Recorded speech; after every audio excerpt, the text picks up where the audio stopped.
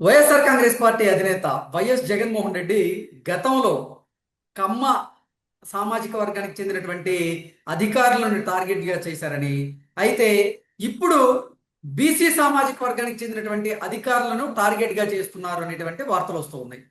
గతంలో జగన్మోహన్ రెడ్డి ఏబి వెంకటేశ్వరరావును, అలాగే నిమ్మగడ్డ రమేష్ కుమార్ గారిని, కోయ ప్రవీణ్ వీరిని టార్గెట్గా చేసేవారు. అయితే ఇప్పుడు బీసీ సామాజిక వర్గానికి చెందినటువంటి కృష్ణయ్యను టార్గెట్ గా చేసి ఆయన నిన్న ప్రెస్ మీట్ లో మాట్లాడారన్నట్లుగా కొన్ని వార్తలు వస్తున్న క్రమంలో వీటి మీద మనం పూర్తి స్థాయిలో విశ్లేషణ చేస్తున్నాం.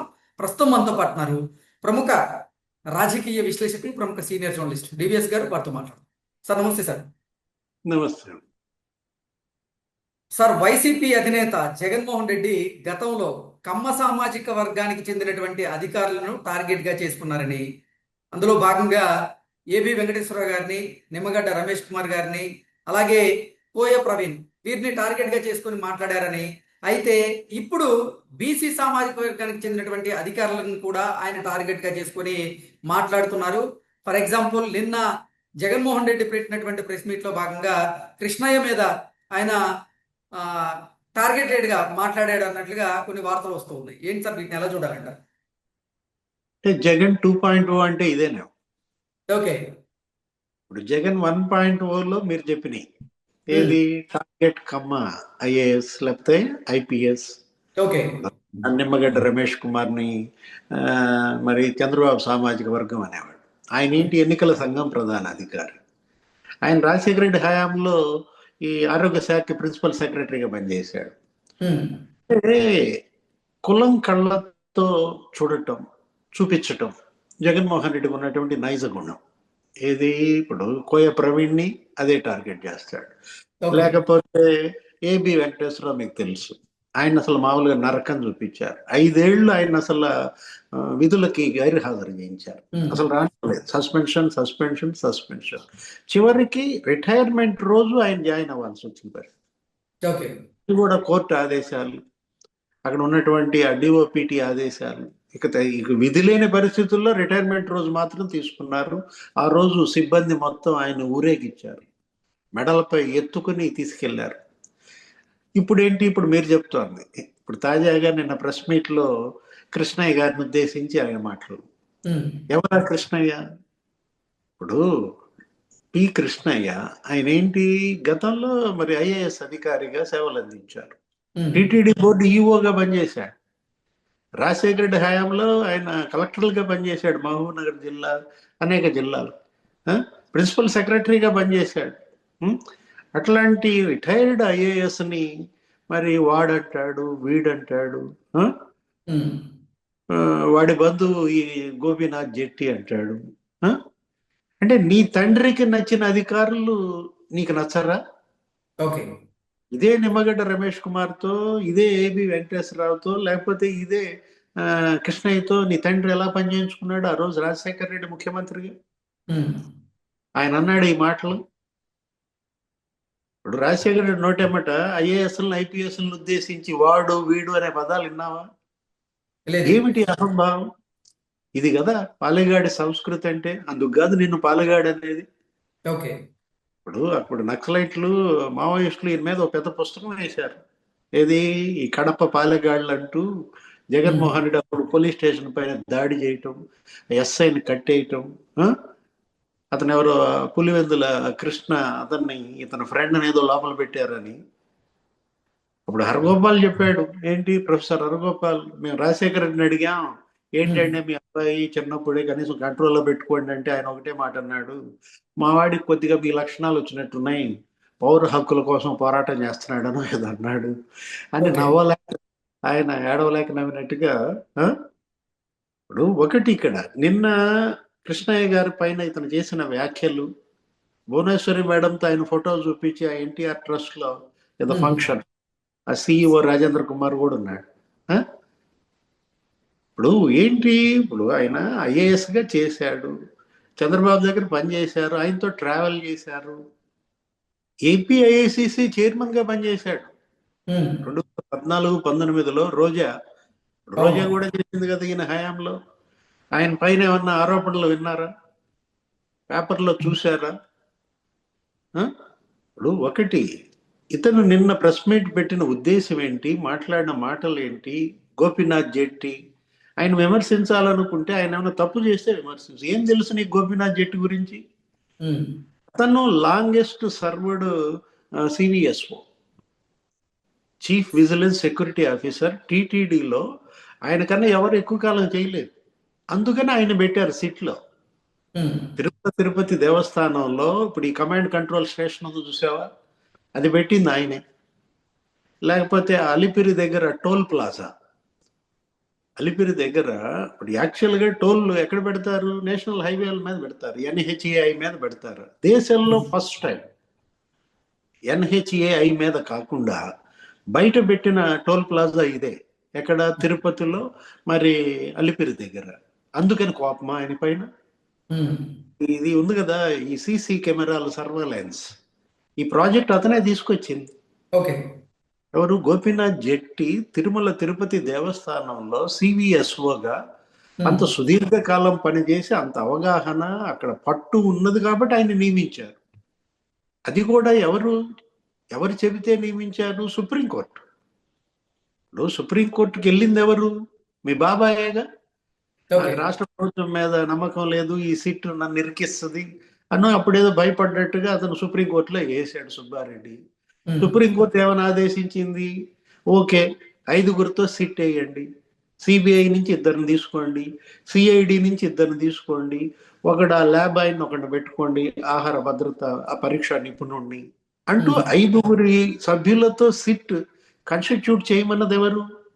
సుప్రీంకోర్టు. అవును. సిబిఐ డైరెక్టర్ ప్రవీణ్ సూద్ పర్యవేక్షించమను. ఉమ్, కల్తీ నెయ్యి స్కామ్ విచారణ సిబిఐ డైరెక్టర్ ప్రవీణ్ సూద్ పర్యవేక్షణలో ఈ 5గురు సభ్యుల సిట్ చేయమంటే సర్వశ్రేష్ఠ త్రిపాఠిని పెట్టారు. సర్వశ్రేష్ఠ త్రిపాఠిని పెడితే తెలుగుదేశం వాళ్ళు అంటారు. ఉమ్. జగన్మోహన్ రెడ్డి నిన్న ప్రెస్ మీట్ లో టీడీపీ వాళ్ళని సిట్లో పెట్టారు అంటాడు. త్రిపాఠి ఎక్కడాడు? ఆయన ఏంటి ఉత్తరప్రదేశ్లో పనిచేశాడు 3 ఏళ్ళు. ఉత్తరప్రదేశ్లో ఉన్నాడిని ఆయన తీసుకొచ్చి ఆంధ్రప్రదేశ్ వేసింది ఎవరు? చంద్రబాబా? అసలు అప్పుడు చంద్రబాబు ముఖ్యమంత్రి ఉన్నాడా? ఓకే. మొన్న ఎన్నికలకు ముందు త్రిపాఠిని ఏపీలో నియమించింది ఎవరు? ఎన్నికల సంఘం. ఉమ్, ఆ రోజు నీకు గుర్తుండే ఉంటది కృష్ణ, ప్రధాని వచ్చారు. ఆయన అవును. ఎన్నికల ప్రచార సభ బొప్పూడిలో, చిలకలూరుపేటలో ఆయన పాల్గొన్నారు. మనం అప్పుడు ఉమ్, వీడియో కూడా చేశాం. అవును. ఆయన సభ అంతా గందరగోళం చేశారు. వాటర్ బాటిల్స్ విసిరేసుకోవటం, ఆయనకే రక్షణ లేని పరిస్థితి కల్పించారు. అప్పట్లో ఆయన జాగ్రత్తగా తీసుకెళ్లాల్సి వచ్చింది స్టేజ్ మీద నుంచి. ఎవరు? అవును. ప్రధాని. అప్పుడు కదా సీరియస్ అయింది. ఇప్పుడు అప్పుడు ఉన్నటువంటి ఐపీఎస్ అధికారులు జగన్ సీఎం గా ఉన్నారు. వాళ్ళు ఏంటి, ఉమ్, ఆ స్టేజ్ చూడాల్సినాడు, ఆ గ్యాలరీ చూడాల్సినాడు. ఇన్ఛార్జీలుగా ఐపీఎస్ని పెడితే వాళ్ళు కారుల్లో గేమ్స్ ఆడుకుంటూ కూర్చున్నారు. అప్పుడు ఏంటి, ఆ తర్వాత కూడా అనేక ఆరోపణలు వచ్చాయి. తిరుపతి బై ఎలక్షన్ ఉమ్. 30,000 కార్డులు, ఎపిక్ కార్డులు డౌన్లోడ్ చేశారు కదా, డూప్లికేట్లు పెట్టారు కదా. ఏంటి అతను ఎవరు? ఆ గురుస్వామి, అతను ఎవరు? ఆ గురుమూర్తి. గురుస్వామి. గురుమూర్తి, గురుమూర్తి ఎస్. ఆ? గురుమూర్తి ఎన్నిక ఎలా జరిగింది అప్పుడు తిరుపతి బై ఎలక్షన్? ఇప్పుడు అక్కడ అక్కడ గిరీష బలయ్యాడు కదా. ఇప్పుడు ఆ రోజు ఏంటంటే ఆంధ్రప్రదేశ్లో ఎన్నికలు సజావుగా జరిపించడం కేంద్ర ఎన్నికల సంఘానికి ఒక కత్తి మీద సామైంది. ఈ నేరస్తుల్ని వీళ్ళని ఎలా కంట్రోల్ చేయాలన్న దీంట్లో ఏం చేసింది, ఒక 5గురు ఎస్పీలని బదిలీ చేసింది. ఓకే. అదే ఆ తిరుమలేశ్వర్ రెడ్డి, ఆ రవిశంకర్ రెడ్డి, ఆ, మొత్తం అన్బురాజన్, ఎవరైతే వివాదాస్పదమైన ఆరోపణలు ఎదుర్కొన్నారో అప్పుడు, ఉమ్, ఆ, ఆ పరమేశ్వర్ రెడ్డి, వాళ్ళందరినీ పంపించేసి మీరు ఎన్నికల విధులకు హాజరు కావద్దని 3 కలెక్టర్లను తప్పించింది. ఉమ్, రాజాబాబు, గౌతమి, ఆ, 3 కలెక్టర్లని 5గురు ఎస్పీల పైన చర్యలు తీసుకోవడం అప్పట్లో సంచలనం. ఉమ్, అప్పుడు వచ్చారు వీళ్ళు వాళ్ళ స్థానంలో. అతను ఎవరు? ఐజీ పాలరాజు ఉన్నాడు. ఆయన మీద ఆరోపణలు, గుంటూరు ఐజీ పాలరాజు. ఉమ్. వీళ్ళంతా వైసీపీ మంత్రులతో అంటగాగారు అప్పుడు. ఓకే. వీళ్ళని విధులకు దూరంగా పెట్టి అప్పుడు నియమించింది ఎవరిని? సర్వశ్రేష్ఠ త్రిపాఠిని పాలరాజు ప్లేస్ లో గుంటూరు రేంజ్ ఐజీగా నియమించింది ఎవరు? కేంద్ర ఎన్నికల సంఘం. ఓకే. చంద్రబాబు కాదు, త్రిపాఠి తెలుగుదేశం ఆయన. నిన్న ఇతను మాట్లాడుతూ ఈయన అది ఏమనాలో మనకైతే అర్థం కాల. అసలు ఫ్రస్ట్రేషన్ రావచ్చు. పవర్ పోయినంత మాత్రాన ఇంత ఫ్రస్ట్రేషన్. అంటే నిన్న జగన్మోహన్ రెడ్డి ప్రెస్ మీట్ లో అతను ఎవరిని టార్గెట్ చేశాడు? పేరుకి చంద్రబాబుని. ఏంటి చంద్రబాబుని, పవన్ కళ్యాణ్ని, లోకేష్ని లోపల వేయాలనో ఏదన్నాడు. 420 పెట్టాలి, చీటింగ్ కేసు పెట్టాలి, ఏదేదో మాట్లాడేశాడు. ఇక ఆయన సరే ఆ పొలంలో ఏదో తిట్టాడు అనుకున్నాం. నాకేమనిపించిందంటే వాళ్ళ ముగ్గురిని కాదు లోపల వేయాల్సింది, ఈ 3 వ్యవస్థల్ని. ఓకే. ఏది? సుప్రీంకోర్టు, హైకోర్టు, లేకపోతే కేంద్ర ఎన్నికల సంఘం. జగన్మోహన్ రెడ్డి టార్గెట్ చేసింది చంద్రబాబు, లోకేష్, పవన్ కాదు. నిన్న ప్రెస్ మీట్లో అతను టార్గెట్ చేసింది ఏంటంటే కల్తీ నెయ్యి, మా చిన్నాన్న అరెస్టు, మరి ఈ పరిస్థితిని అడ్డుకోవటం కోసం కల్తీ నెయ్యిని ఆ విచారణని ఏదో రకంగా గందరగోళం చేయాల.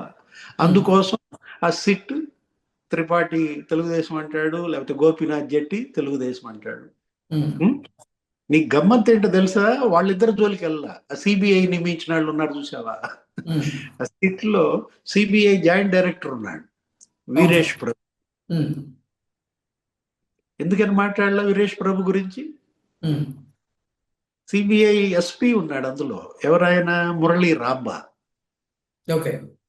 మురళీ రాబ్బా పేరెత్తలేదు, వీరేష్ ప్రభు పేరెత్తలేదు. ఎందుకని? దడుచుకున్నాడా? వాళ్ళ పేరెత్తితే పాత కేసులు బయటపడతాయి అనుకున్నారా? అంటే ఇప్పుడు గోపీనాథ్ జెట్టిను త్రిపాఠి అంత చులకనగా కనపడుతున్నారా?